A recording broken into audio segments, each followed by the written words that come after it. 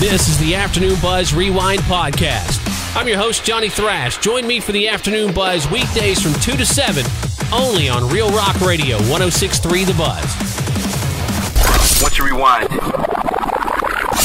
Well, you know, usually River City Rockfest in San Antonio happens on Memorial Day weekend, but this year they decided to push it back to September, and today they gave us the lineup. Headlining this year, 9 Inch Nails. Also playing Primus, STP, Bush, Chevelle, Joan Jett and the Blackhearts, Hell Yeah, Clutch, and a ton of other bands. It'll be happening at AT&T Center as usual on Saturday, September 22nd. Now, early bird tickets are on sale now. General admission will set you back $59.50 per ticket, or you can go with a 4-pack of general admission tickets for $218. VIP packages start at $159.50 and hotel packages start at $899. I love this here.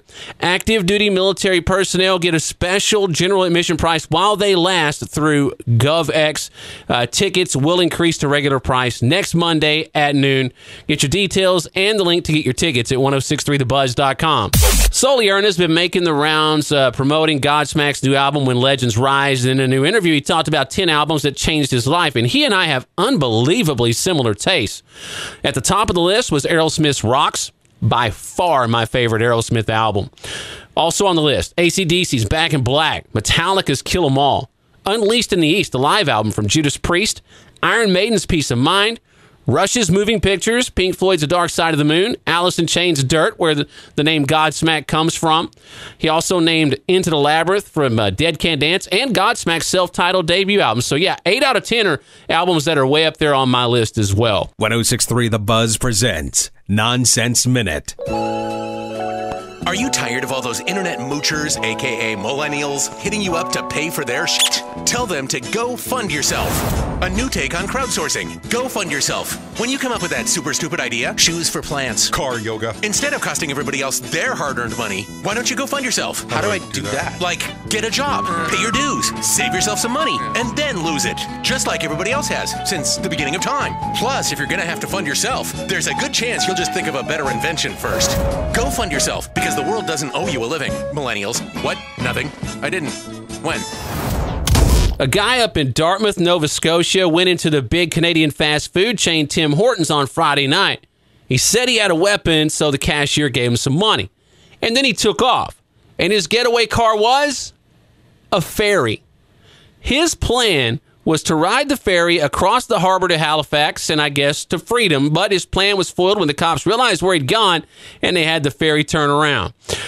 You know, the only way that crime could be more Canadian was if the guy was using a hockey stick. That or if he had a Celine Dion tattoo. No surprise here, but Dave Grohl is not a fan of President Trump. He told GQ magazine that today the American dream is broken, saying that he's probably traveled internationally more than our current president, and the one thing that Grohl understands that Trump doesn't is that the world isn't as big as you think it is. He said it's all in your neighborhood. India, Asia, Iceland aren't other solar systems. He said he's ashamed of our president, and he feels apologetic for it when he travels. He said he just seems like a massive jerk. Now, he did allow that not all of Foo Fighters fans share the same political views or align with his own.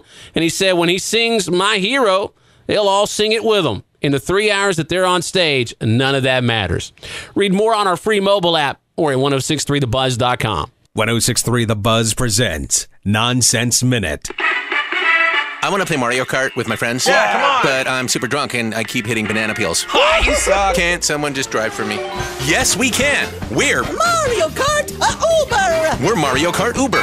One of our Uber drivers can show up All right, who needs a driver? and drive you safely around Yoshi Valley, Give me the control. Dolphin Shoals, or even Rainbow Road. Yeah, but can I trust your Uber drivers even with baby Rosalina? Yeah. Yes. Do they know how to power slide? What do you think? Yeah, I guess they do. Mario Kart Uber! Mario Kart Uber, now with surge pricing at 1 a.m. for all you big stoners. Hey, you know, Sabbath wrapped up their The End tour in early 2017, and Tony Iommi was asked if they'll ever play again, and he said it's highly unlikely, but they may. You can never say never because they've done it so many times. He's like, yeah, oh, that's it now. After they say that, they turn around and do it again. They're all playing together again. So he would hope that they could do some one-offs, but they'll never tour the world again as they did because it's so exhausting. Here's what they did. They would base themselves in one place, like New York or wherever they were, and they would stay there for 10 days, fly out and do a show and fly back in the night. So by the time they'd get to the hotel, it'd be like 4 or 5 o'clock in the morning, and at that point, they couldn't sleep. He said, yeah, they had a great plane, great hotels. Everything was marvelous, as he put it, but it's still tiring. Hey, I'm totally cool with it. You know, I was fortunate enough to catch that last show here in the U.S. when they played San Antonio, but with that being said, sign me up to ever play around here again. You may remember back in 2014 when Nirvana were inducted into the Rock and Roll Hall of Fame. Dave Grohl, Chris Novoselic, and Pat Smear were joined by a bunch of different special guests. Joan Jett joined them for Smells Like Teen Spirit. Kim Gordon was on Aneurysm, and they had a finale with Gordon, Jett, Andy Clark, and Lord all doing All Apologies. And now that's part of the Rock and Roll Hall of Fame in Concert 2014 that is exclusively available on iTunes now. Also, a Rock and Roll Hall of Fame in Concert DVD was released last week. That set contains 4 DVDs and 2 Blu-rays. In all, there are 53 live performances. Get all your details at 1063thebuzz.com. 1063 The Buzz presents Nonsense Minute. Oh no, your rich older husband died. Cha-ching! How are you going to transport him to the funeral? Don't know. Don't care. Introducing Uber Hearse. Damn it. He fell on his wallet. Uber Hearse can transport your loved ones Ew. anytime, anywhere. Okay, where to? Vegas. Oh, you met him. Wait, I'm not dead. Oh. There you go. When you're ready, and he's dead. Stop breathing. Rico's coming over. Uber Hearse. All right, Buzzhead, I realize I don't need to tell you beer goggles are real. Your sketchy history of questionable decisions is enough proof. But it might actually be more complicated than we realized. According to a new study out of the University of Pittsburgh, beer goggles are real. And after even one drink, people start to seem more attractive. But the researchers took it even further. They believe that those beer goggles are the main reason why people drink. Researchers said, quote, social interactions are improved when people are perceived as attractive. So alcohol's effects on perceptions of attractiveness may lead individuals to derive more rewards from social interactions while intoxicated.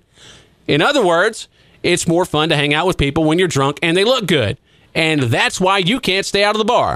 Well, before you know it, sex robots are going to be walking around ready to get it on with us. So here's a question for you. If you have sex with a robot, does it count as sex or does it count as pleasuring yourself? According to a new survey, 39% of people say it counts as masturbation, and 21% say it counts as actual sex. The other 40% aren't sure, and I can't say that I blame them for that. The survey also found 30% of people think it counts as cheating on your significant other if you get it on with a robot. Oh, yeah. And 16% say they'd rather have sex with a robot than an actual person. So in other words, 16% of the population is made up of IT guys. Another Nonsense Minute brought to you by 1063 The Buzz.